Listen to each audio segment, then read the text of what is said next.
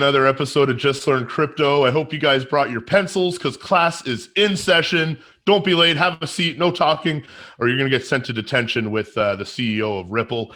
Today, we're here with a fellow Canadian, which is always exciting. We're here with Byron from Byron Art Set One. Huge collection. So happy to have another Canadian here. Before we get any further, I just want to remind everyone to subscribe. If you have not subscribed by the end of this episode, you will be getting extra homework. And I want to give a huge shout out to Car City Canada and Jordan for supporting Just Learn Crypto and being our just amazing benefactor and friend and partner through all of this. Also, if you're Canadian, like the three of us are, make sure you're buying and selling your crypto through ShakePay. It is the cheapest app to buy and sell. You can do e-transfers directly to them. Get your crypto within a few minutes. The links for both me and Aidan's referral are in the description. So if you like me more, use mine. If you like Aidan more, use his. But I know you guys like me more. Even if you like me more, you can help Shawn out a little bit. I don't want everybody going to my link.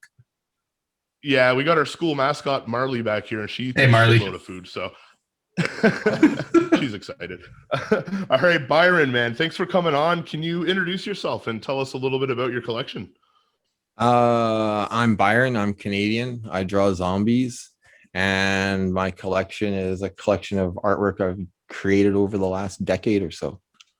And that's awesome. So you obviously started out doing actual like medium art, like with paint and crayons and markers and on canvas. What transitioned you into NFTs? All of my work is still traditional work. It's everything I've done has just been scanned in. Okay. The thing about NFTs is people actually care to collect it rather than people that want to buy a $10 print to hang on their wall or stick into a closet. It's a heck of a lot easier to spend, I don't know, 20 wax than it is to spend $20. It's way too easy to spend 20. Yeah, I found that out. People have been like dropping bank accounts on me. So it's like I had to tone down my prices way down. Yeah. And even now I'm still feeling kind of guilty that I'm just milking them of their money. I don't want to do that. I just want to get my stuff out there. Yeah. I mean, dude, you do amazing work. Like, I mean, me and Aidan are both relatively new into NFTs. I mean, it's been, about a month for me and a couple of weeks for Aidan. But what drew me to your art was just scrolling through the marketplace on Atomic Hub and it's just jumping off the screen. Right. And me, I'm not a big gamer. I don't really care that much about like, the gaming side or the cards that people are collecting to have a strong deck. I'm more interested in what's going to what would look cool on my wall. So your stuff really jumped out to me. Monsters of Rap is another collection that just jumped off the screen for me. And I'm holding, I think I have like 7 or 8 of your #1 mints now in my collection. So I'm pretty proud of that. Yeah, hold on to them for a while because it's just starting, man. Oh, dude, I'm a long-term investor for sure. I know Aidan's of the same mentality. Aidan, do you have any questions for Byron? Yeah, first I just want to say I think it's interesting what you said about the difference between NFTs and traditional artwork. And I think there's a high level of commitment about hanging something on your wall, and it causes people to have to pick very carefully what they buy or, not pick anything at all just because of the having too many options paralysis. But what happens with NFTs is that, you can have as many pieces of artwork as you want. I think that's the beauty of it. Right, exactly. I just wanted to ask, how long have you been working as an artist in general, working on your craft? Do you want to know when I started or when I got serious? Let's say when you sold your first piece. When I sold my first, how about 2009? Awesome. Okay. That's awesome. Okay. Yeah, I have a blog, and that's when I started my blog. Actually, I started a blog, which I don't do now. I just don't have time. Kids, blah, blah, blah. But that's when I started my blog. It's still there, 2009. My very first zombie portrait of myself is like the first post there. So that's kind of cool. Wow. Yeah, that's awesome. And no, I definitely have a lot of respect for people that are willing to put in a decade to what they love and get better at it over time. And you've been building a huge portfolio now of artwork. And that's one of the beauties about NFTs as well, is that it's kind of giving new life to some of your old work and allowing you to release everything that you've put time into and be able to monetize it as well. On that note too, Byron, what do you think is going to be the biggest generator of revenue as the artist? Do you think it's going to be your original sales, or when people resell and you're taking the commission from each time it's resold? Yes, that's exactly it. Both of those. Because now the original is, what is the original worth? It's worth way more than I'm selling the digital access for, right? Because it's the only one in existence. Mm-hmm. And it'll be the only one ever in existence. And I could burn it. I've done it before. But so now it's like extra pricey. But I would still give it away just because it's me, But that's the difference now. NFTs, boom, I could shill them out for one wax each. I could sell 1,000 of them. Bang, I made some bank. Takes me no time at all. Yeah. But the original is worth way more than 1,000 wax. Right? Yeah. Right. Do you find are you having many people reach out to you asking for your actual, paintings? No, not yet. Well, I want one, man. I'm one province over from you. Do you have one of those Pikachus for sale? I still own the original. It's actually that picture. I cut it out of the background, right? Yeah. Digitally cut it out, so it has a whole background. It's a 4x6 original mixed media on paper. Well, we'll talk after the show, and if you want to let that go, maybe we'll figure something out. I'm sure we could. Awesome, man. Who got you into NFTs, man? Like someone must have introduced you to the technology. All right. First person that introduced me to NFTs is a dude that I went to school with named Jeremy. And he was like, he heard about Rarible and artists there that sold a few things and made like thousands and thousands of dollars, right? And that probably happened about a year ago.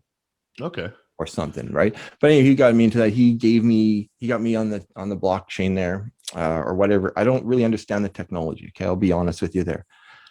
So he got me hooked up through through Rarible. I put up 3 NFTs there, or whatever they called them. I didn't even know they were called NFTs, to be honest. Actually, yes, I did. But I called them the non-fungible things. I put up some there, and they eventually took them down because they think they changed their terms and conditions. I never sold anything. It was really cool, but I lost interest because I had a mortgage to pay and shit, right? So I had to go back to shilling my own artwork and whatever. Then a few months later, my half brother reached out that he just needed artwork, and I left it at that. So follow-up conversation, and now here we are. That's awesome. And how long have you been selling on wax? On wax, I think I'm at almost 4 weeks now. Oh wow, so it's pretty new. That's awesome. Yeah, I'm really new. I keep getting people telling me what I should be doing. I've never really had time to write down what they told me and try to remember it and do it. So I've just kind of kept doing what I want to do. Awesome. And it's okay. It's going pretty good. That's awesome, man. Me and Aidan are actually working on a clothing brand to help bridge the gap between NFT artists and physical merchandise. So we're trying to work with some local artists and show them how to launch NFTs, but also get their designs and their artwork available on shirts and hats and coffee mugs. So maybe that's something else we can talk about down the road as well.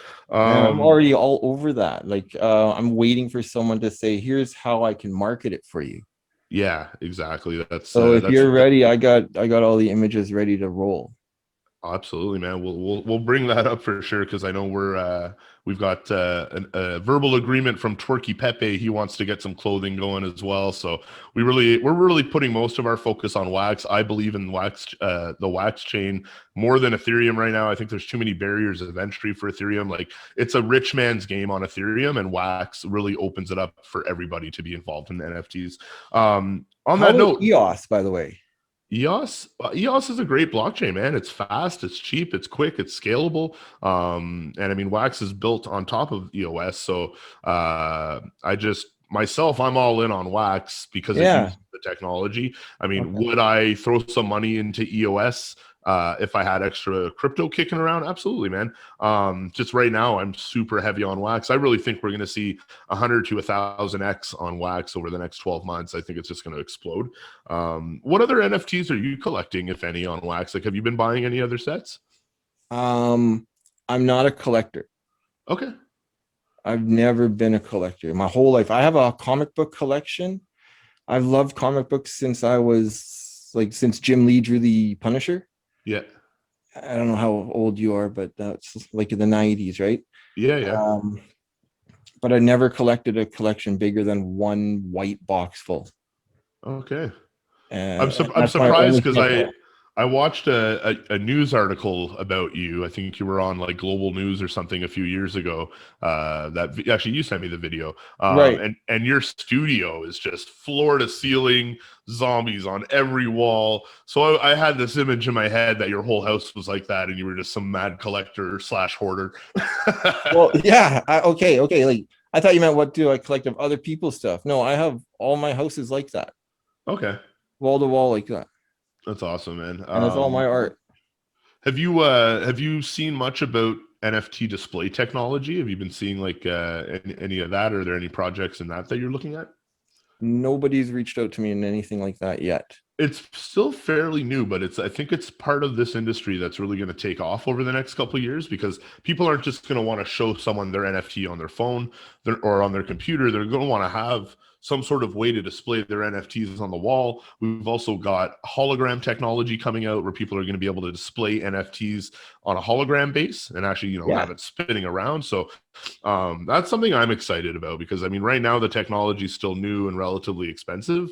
But like anything, it's going to hit the S curve and it's going to start to get cheaper, more obtainable for more people. There's going to be more creative designs coming out. Like me, I really want like one of those super ornate golden frames that you would see in a museum with a fucking turkey bro in it. Like, Right. I think that would just be hilarious. So, well, what's stopping you? I guess I don't know. I mean, I guess you could build your own to some degree, get an old flat screen, put a frame around it, and upload your NFTs to a USB and put it in and have it on a cycle. So I know I saw a guy.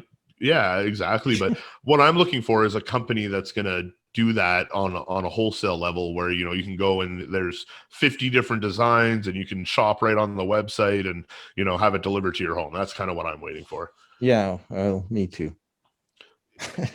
I got the designs; they're ready to go. Yeah, man. Resolution. Let's go, man. Yeah, exactly. But you're absolutely right. I mean, the little bit that I started learning on the NFTs was like, okay, I started with my static images. Pop culture ones are always a huge hit, right? So I'm trying to limit my take on that because I'd rather be known for the stuff I'm doing. Which is gonna, once I have fiber optics here, is gonna be like, oh man, it's gonna be really fun. But until then, I'm playing with the animated GIFs, right? Mm-hmm. I don't know if you like GIF or GIF or whatever. We'll just say the I don't even know. What is it, GIF or GIF, Aidan? It's GIF. Yeah, okay. I'm older than you. I think it's GIF. I'm on the GIF side. Okay. All right. GIF's easier to say. But anyway, so those, which do you prefer? Do you prefer your NFT to be static and then you click to look at an MP4 where it's moving? Or you prefer I think that's an awesome question. I think there's value in both. I think still images, it needs to be an elaborate piece of art. If it's a still image of a photo you took of your cat, I'm sorry, but you got to step up your game. And then if you're doing animations, then it can be a lot more simple. And I do like when I go to my wallet or I go to my collection that it's animated right on the front screen, and that you don't have to go through multiple files to see the animation. Right. So I think there's value in both. And then the people that are really killing the game are doing both together, where it's a beautiful piece of art that's also animated.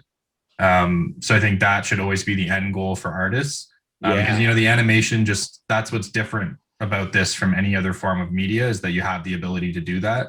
So I think taking advantage of that is a great thing.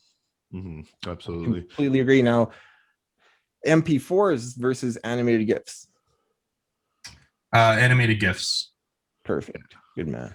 I think there's I think there's a use case for both, right? Like something me and Aidan were discussing after being kind of inspired by NBA Top Shots was creating podcast moments where we could embed, funny moments or, like just a good moment that we've had with a guest on the show and put that into an NFT and sell that. That I think would make more sense to be MP4 because we want the audio to be involved as well. But right, I think exactly. I think there's a huge market for things like Twerky Pepe that are just cute little funny animated GIFs. And, you're having a bad day, open up your wallet and you got a little twerking frog there to cheer you up. Yeah, exactly. Are either of you gentlemen familiar with the world of Botanica? No. So it's a fairly new project as far as I know on Wax. And what they're doing is very interesting. So they're releasing 2 different SKUs for each design. So they have one that's animated and one that's still playing card format. But for each character, there's one of each. I think it's a really cool way to do it. It gives you 2 sets for people to collect. And when someone really likes one, they often seek out the other one. So you get a lot of that overlap, which I think is a really good angle.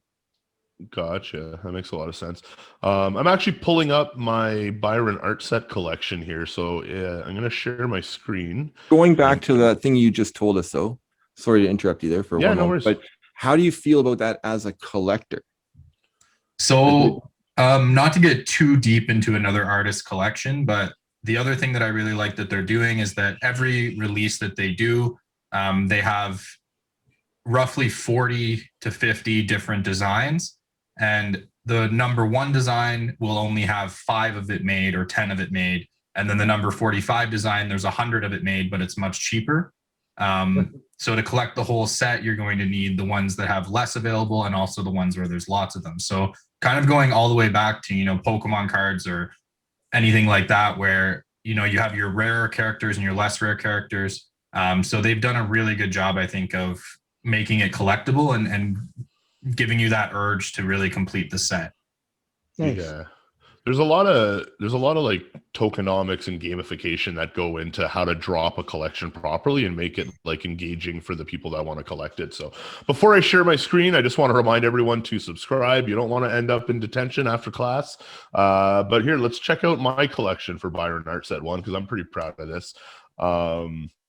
So we've got my first piece that I bought was this apocalyptic Pikachu. Nice. In love with this piece. One thing I've noticed too, and that really attracted me to your collection, Byron, was the resolution that you've scanned and uploaded these images in. They just pop off the screen. They're so just nice to look at and just unique, man. I mean, you can see a lot of there's a lot of anger in how you paint, I think. Would you agree with that? I would agree with that. Where does that anger come from, man? What's wrong, bro? You said you only got a half hour, man. Yeah, you're right. This isn't Just Learn Crypto's counseling couch. Therapy session. This is another one I really loved was the Zombie Mario. It's just fun, but yeah. What were the? Me and my wife are huge Mario Kart fans, right? Oh yeah, so, me and Aidan are huge Nintendo fans as well. So. Yeah, I can tell by the background. It's cool. But I don't do a lot of pop art, but for a little while I did do a lot of pop art. And, so I got a lot of pop art. Yeah, this one too is one of my favorite, just how dark and ominous it is. And like this would look just badass on my wall. That's actually a birthday gift someone got just recently too. So the original, it's gone. Oh, no way.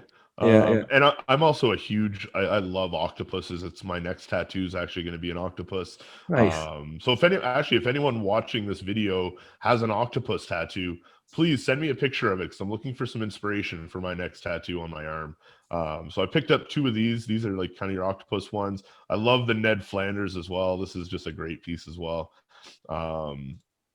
Yeah. So maybe if you don't mind sharing for if there's any other NFT artists or people interested in launching NFTs on Wax, how do you upload them and scan them in with such high resolution? Well, the scanning is, I guess, sort of the trick. High resolution scan, right? Even like a UMAX scanner or some kind of $120 scanner can do the job. And then I use Photoshop. Not everyone wants to, but just kind of make sure it looks good. Even like taking a picture on a high quality camera can make it look good as long as you're not shaky or anything, and tweak the colors a bit because cameras just wash out colors and make it pop. There's not a huge secret to it. Most artists should be able to figure it out, but I mean, if they have a hard time, hit me up. I'm around. Cool. Awesome, man. That's good that you're making yourself available, bro. I love how much like artists support each other, and I think NFTs are just such a godsend for artists and content creators, and especially everything going on right now with COVID and the amount of people are stuck at home. People have had their incomes cut in half, and this just creates a way for people to support their families, support themselves, and get creative and be involved in a new community, and especially a community that's just so supportive of everyone, you know, like even our fans and our listeners for Just Learn Crypto, like the amount of help and support and love that we get from you guys is just incredible. So thank you guys so much, you know, for being you. They're awesome. The people, like I've dropped most of my social media. I'm only in the Telegram group, the ZB Cats group. Okay. And it's just busy enough between that and creating crypto and then being living my life, right? Yeah. I don't have time for Facebook and Twitter. It can be overwhelming, man, if you're on every single platform and you got everyone and their grandma reaching out and asking to talk to you and asking for advice. So we definitely appreciate you taking the time to come on the show, man, and kind of share your story and talk about your art. Oh, yeah, no worries. I mean, I like I said, I stopped doing all that stuff. I gave that whole grind up. I did it for a decade and I'm done. Mm-hmm. So now it's just chill and let everyone see what I got. And I'm trying to give it away. Do you have a favorite piece of art that you've yet to tokenize? I'll say yes, because I'm sure I do. That I have like an absolute favorite. I have people that really want me to tokenize my Joker, but they only think I have one, so they'll want the other one once they see that one. Yep. Yeah, no, it's awesome. Yeah, I can't even begin to think about which would be a favorite. There's so many. I have thousands. I literally have thousands of pictures that have already been scanned over the last 10 years, ready to be tokenized. That's awesome. That's yeah. I actually have to make them smaller resolution because Atomic Hub only takes 2 megs, right? So okay. Between there, I didn't know they had a limit of 2 megs per. Yeah, 2 megs, and it can only be certain kind of files. If you have a hard time, then go to Pinata Cloud. Okay, and is it do you know if it's the same on Rarible and on the Ethereum blockchain? Are they limited to the amount of megs as well? I don't believe so, because the Rarible one was well over 2 megs. I mean, it was at least 30 meg. I was trying to give a coloring book away as a PDF file, and that's what they did, right? They could unlock stuff with the Rarible ones. Okay. Atomic Hub is a little different than that, right? Huh, interesting. But we might be having some of the guys from Atomic Hub on the show and over the next couple days, so nice. We're going to be picking their brain and diving really deep into that project. Tell them they need to be able to organize the wallets. Wouldn't that be cool if you could just organize your wallet display into categories or something? Yeah, there's going to be a lot of things, I think, that are going to be improved even just over the short term here. So nice. I'm excited to be early, but I'm also excited to see how they develop the system. But I do think Atomic as a marketplace is doing a really good job right now. It's a lot easier to navigate than some of its competitors. And I'm excited to see what comes next. Also me 3. The hardest thing though for artists that I'm finding though, trying to convince them to get onto the NFT side of things is getting the money out from wax to cash, and that's, I know it's being worked on. Well, I mean, at the end of the day, what you need to do is send your wax to multiple exchanges that allow you to exchange it for Bitcoin. And then once you've got that Bitcoin, if you're, you know, for you, Byron, you're a Canadian, download ShakePay. You can send your Bitcoin to them and they'll e-transfer you the money for it the same day. ShakePay, huh? Yeah. So we're going to talk later. Yeah, absolutely, man. I hope we continue to talk like regularly, man. You seem like a really cool guy. I'm glad we got to meet. We are going to end things pretty quickly here. We like to keep our show close to 30 minutes as we can. Aidan, any final words for the students? Just make sure everyone to subscribe and like this video. We're at kind of the ground floor here, and just support the dream. We're trying to do a big thing with the channel and be able to have higher and higher caliber people come on the show and make sure that we have a revolving door of guests that can give you the kind of content that you guys want. Subscribe to the channel. We're trying to get to 1,000 subscribers so that we can quickly start doing some giveaways and stuff like that. Class is pretty much over. Yeah, one last thing I'm going to leave with the class is that if any NFT artists on this or watching the show, if they want to be highlighted on the Just Learn Crypto show, make sure you send your NFTs to either me or Aidan. If we receive an NFT from you, we're going to display it on the next episode and reach out to you and try and get you on the show as well. So, Byron, thanks so much for coming on, bro. It was an absolute pleasure getting to know you. And I'm sure we'll be talking again soon, guys. Thanks for watching Just Learn Crypto. Thanks for having me, guys. Cheers. Cheers.